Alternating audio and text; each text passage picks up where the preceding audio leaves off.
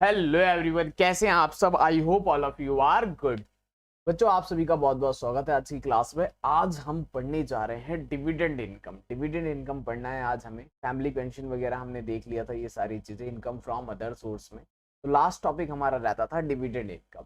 ठीक है, तो डिविडेंड इनकम स्टार्ट करते हैं। फोर फीचर मैंने आपको बता दिया था, क्या क्या खर्चे घटाए जाते हैं अदर सोर्स इनकम में से, कब घटाना है सेक्शन 57, कब नहीं घटाना सेक्शन 58, दोनों कवर कर लिए थे। ठीक है, अच्छा थोड़ा सा पार्ट ये भी देखें बच्चों।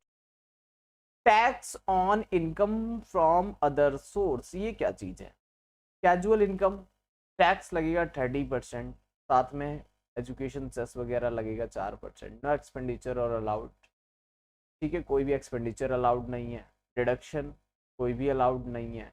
87A रिबेट अलाउड थी बस। ठीक है,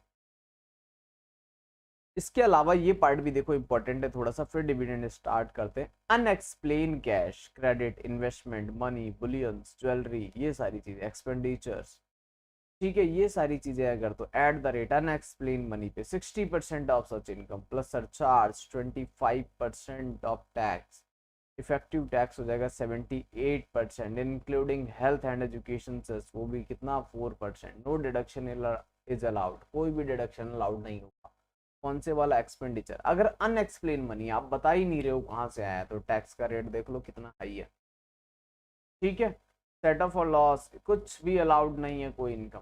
ठीक है, अदर इनकम है तो नॉर्मल टैक्स रेट लगता है। तो ये स्पेशल वाले मैंने आपको बता दिए जो स्पेशल है, बाकी सब पे नॉर्मल टैक्स रेट। ठीक है, अब एक पार्ट रहता था अपना डिविडेंड इनकम, वो देखते हैं।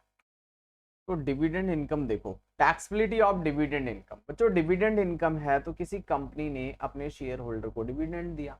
आपने पैसा लगाया मार्केट में, ठीक है, इन्वेस्ट किया किसी शेयर्स में। बच्चों, अगर इन्वेस्ट करा है किसी शेयर में, इन्वेस्ट कर दिया उस पे, अब आपको डिविडेंड मिल रहा है। तो डिविडेंड कौन सी इनकम है, जो डिविडेंड मिलेगा वो इनकम कौन सी होगी, इनकम फ्रॉम अदर सोर्स। सीधी सी बात है, तो टैक्सबिलिटी ऑफ डिविडेंड भी अराइज होगी। Dividend income is always taxable under the head income from other source. Okay, the term dividend as used in the act has wider scope meaning than under the general. Dividend बहुत बड़ी, मतलब tax rate कितना है। Any income by पे of dividend receive हो रही है resident from company, अपनी डोमेस्टिक कंपनी से, whether domestic or foreign, is taxable in the hands of resident shareholder at the normal tax rate. Normal tax rate लगेगा। Okay, dividend होता क्या है ये तो पता चले, इसमें मीनिंग ही बहुत बड़ा है। आपको पता है ना डिविडेंड कितना होता है, छोटा सा पता है बस, डिविडेंड मिला उस कंपनी। देखो डिविडेंड में क्या क्या आता है, सारी नई चीजें पढ़ोगे आप, इंपॉर्टेंट। सबसे पहले distribution of accumulated profit entailing the release of companies asset. ठीक है, any distribution of accumulated profit whether capitalized or not by company to its shareholder is dividend if entails the release or any part of its asset. If accumulated profit are distributed in cash में it is dividend in the hands of shareholder. Where accumulated profit or distribution in kinds, examples, और share दे दिए, entailing the releasing of company assets दे दी, the market value of such share on the date of distribution deem to dividend, इसको भी dividend मान लेंगे। अगर एसेट्स की फॉर्म में, कैश की फॉर्म में मिल रहा है तो डिविडेंड है, शेयर्स या एसेट्स की फॉर्म में मिल रहा है, देखो कंपनी ने कहा प्रॉफिट तो है बट देना भी है शेयर होल्डर, शेयर होल्डर को देना है तो क्यों ना एसेट्स दे दिया जाए, टैक्स से बच जाए, ऐसा गवर्नमेंट पकड़ लेती है। ठीक है, जब मिसयूज करने लगते हैं लोग तो गवर्नमेंट क्या करती है, और लॉ स्ट्रिक्ट बना देती है। तो गवर्नमेंट ने कहा अच्छा एसेट्स देते हो तो एसेट्स भी डिविडेंड मान लेंगे। ठीक है, तो इन कैश है तो डिविडेंड है ही, और इन काइंड है तो वो भी डिविडेंड है। इन फॉर्म ऑफ एसेट्स अगर किसी कंपनी से मिल रहा है तो वो भी क्या है, डिविडेंड है। तो देखो distribution of debenture, deposit certificate to share holder and bonus share दे दिए to preference share holder. Any distribution to its share holder by company of debentures या डिबेंचर स्टॉक, डिपॉजिट सर्टिफिकेट्स दे दिए, कुछ और दे दिया। ठीक है, without interest, and any distribution of bonus share to preference share holder to the extent of the company, ठीक है, पजेस एक्यूमुलेटेड प्रॉफिट से ज्यादा, वेदर कैपिटलाइज हो और not. will be deemed as dividend, इसको भी dividend. The market value of such bonus share is deemed as dividend in the hands of the preference shareholder.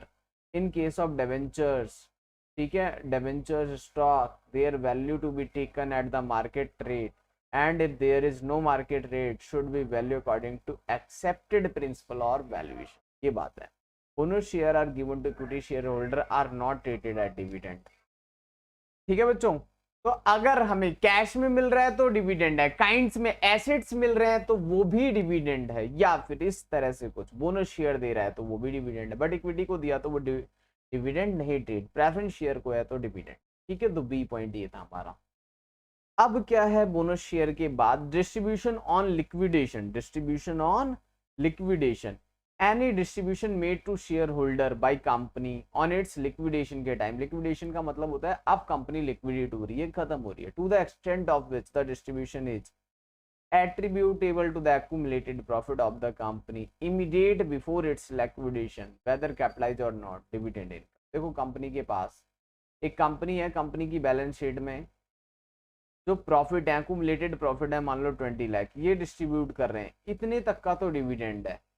Any distribution made out of the profit of the company after the date of liquidation cannot amount to dividend. It repayment towards capital. ठीक है, profit के बाद का जो part है तो वो क्या मान लेंगे हम, कैपिटल पोर्शन वापस हो रहा है. बट उससे पहले जो एक्युमुलेटेड प्रॉफिट है तो वेदर कैपिटलाइज हो या नॉट, इसको डिविडेंड मान लिया जाएगा डिस्ट्रीब्यूशन के time. Distribution on reduction of capital, any distribution to its shareholder by company on the reduction of its capital to the extent of the company possess accumulated profit whether capitalized. अब देखो ये point क्या है, D point important. Company basically ऐसा करती है, private company. कौन करता है ऐसा, प्राइवेट कंपनी, जिसको हम बोलते हैं क्लोजली हेल्ड कंपनी. ठीक है, आगे भी है, ये रहा लिखा है रिडक्शन कर दो कैपिटल में. रिडक्शन मींस कंपनी के पास बहुत सारा प्रॉफिट है और शेयर कैपिटल है, शेयर कैपिटल को डिविडेंड देंगे तो टैक्सेबल हो जाएगा.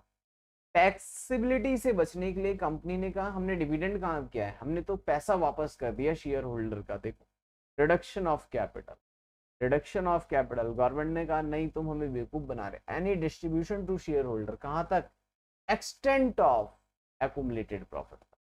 तो प्रॉफिट में से आपको पैसा वापस नहीं करना, कैपिटल को, अलग चीज है. ठीक है, एक्युमुलेटेड प्रॉफिट तक जितना पैसा वापस हुआ है उसको भी हम डिविडेंड मान लेंगे, चाहे रिडक्शन कर रहे हो या फिर बोनस शेयर दे रहे हो.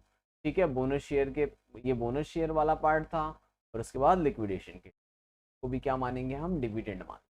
एडवांस और लोन बाई क्लोजली. अब देखो कंपनी ने क्या तरीका निकाला, कह रहे हैं हमने तो लोन दिया है अपने शेयर होल्डर को, डिविडेंड कहाँ दिया है. अगला लोन, एडवांस और loan closely held company. Closely held को ऐसे मान सकते हैं आप, प्राइवेट कंपनी. ठीक है, क्या मान सकते हैं हम, प्राइवेट कंपनी. प्राइवेट कंपनी होती है, क्लोजली हेल्ड कंपनी बोलते हैं. ठीक है, क्लोजली हेल्ड को आप प्राइवेट की तरह ट्रीट करें. में है ना. रिडक्शन के बाद अगला point, any payment by company in which the public are not substantial interest. Public का कोई सब्सटेंशियल इंटरेस्ट नहीं है. Of any sum by way of advance और loan to any share holder with the beneficial owner. जो कौन है beneficial owner, वो कौन होता है, जिसके पास 10% और मोर, जिसके पास एक शेयर होल्डर है उसके पास 10% इक्विटी है तो बेनिफिशियल ऑनर मान लिया जाएगा. ठीक है, capital of the company will be deemed to be dividend to the extent of accumulated profit तक. उसको क्या मान लेंगे, अगर आपने इसको लोन भी दिया है किसी कंपनी ने, देखो कंपनी को तो ये खुद पैसा देता है, अब ये लोन लेगा, कंपनी को जरूरत होती है, कंपनी तो लोगों से खुद पैसे लेती है शेयर के रूप में. अब शेयर इशू करे, अब शेयर होल्डर कोई लोन दे रही है, तो ये तो कम बेवकूफ बनाने वाली बात है. कितने परसेंट, 10%. कहीं ना कहीं कोई परसेंटेज तो बताना था, तो गवर्नमेंट ने कितना कर दिया, 10%. अगर 10% से कम है तो गवर्नमेंट कहेगी छोटा मोटा शेयर होल्डर है, छोड़ो. लेकिन 10% अगर आप किसी कंपनी में ओन करते हो और उस कंपनी से आप लोन भी ले रहे हो तब भी वो डिविडेंड माना जाएगा. ठीक है, company will be deemed to be dividend. Deem dividend accumulated profit तक. If the loan is not covered by accumulated profit it is not deemed to be dividend. मान लो लोन आपने 50 लाख रुपए का ले लिया, ठीक है, कंपनी में एक्युमुलेटेड प्रॉफिट 10 लाख का ही है, फिर डिविडेंड नहीं माना जाएगा. ठीक है, इस तरह से. एडवांस और loan by closely held company to specified person, देखो specified person, any payment by company in which the public are not substantial interest, HUF, firm, AOP, BOI, company in which share holder and beneficial owner, कितना at least कम से कम 10% equity share होने चाहिए, member or partner in विच, और वो person क्या है, देखो क्या कहानी है, एक कंपनी है ए लिमिटेड और मिस्टर एक्स एक शेयर होल्डर है, कह रहे हैं मैं अगर लोन लूंगा तो टैक्सेबल है, गवर्नमेंट क्या मान लेगी उसको, डिविडेंड मान लेगी। इसने क्या करा, एक पार्टनरशिप फॉर्म बनाई मिस्टर एक्स एंड वाई, और लोन दिलवा दिया किसको, पार्टनरशिप फॉर्म को, ये बात लिखी, देखो ठीक है ना, at least 10% of equity share as member or partner in which he has substantial interest, वहां पर अगर 20% भी है of the income of the it will be, इसको भी डिविडेंड मान लेंगे। देखो चलाकी, देखो लोग कितनी चलाकी करते हैं, ए लिमिटेड से अगर मैं डायरेक्ट लोन लूंगा, मैं शेयर होल्डर हूँ, यहाँ पर मेरे पास 15% होल्ड है, 10% से ज्यादा है, कंपनी ने डिविडेंड ना दे के क्या दे दिया मुझे, लोन, तो उसको डिविडेंड मान लेंगे। मैंने कहा मुझे मत दो लोन, किसको दे दो, इस फर्म को दे दो।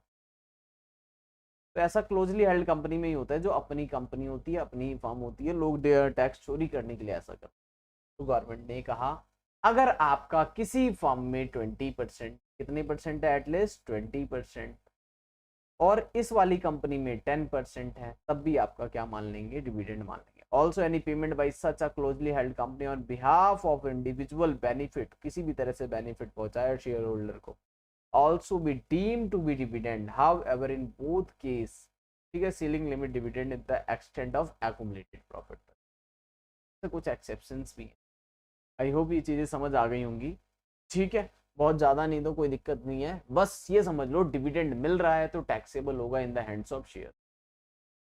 क्या क्या डिविडेंड होता है, कैश में तो होता ही है, कैंट्स में भी होता है, बोनस शेयर में भी होता है, लिक्विडेशन के टाइम कहाँ तक, एक्सटेंड टू एक्यूमुलेटेड प्रॉफिट तक, ठीक है, लिक्विडेशन के बाद रिडक्शन इन द कैपिटल, वो भी क्लोजली हेल्ड कंपनी ने अगर लोन दिया है अपने शेयर होल्डर को, वो भी डिविडेंड मान लिया जाएगा। क्लोजली हेल्ड कंपनी ने शेयर होल्डर को ना देकर किसी फार्म, AOP, BOI को लोन दे दिया जिसमें शेयर होल्डर का सब्सटेंशियल इंटरेस्ट था, 20% था, तब भी वो क्या मान लिया जाएगा, डिविडेंड मान लिया जाएगा। कहाँ तक, एक्सटेंड टू एक्यूमुलेटेड प्रॉफिट तक। ओके, कुछ एक्सेप्शन, अगर किसी कंपनी का काम ही है लोन देना, ABC फाइनेंस लिमिटेड है, कोई फाइनेंस करती है, ये फाइनेंशियल कंपनी है, लोन देना इनका काम है, NBFC, ठीक है, इस तरह से।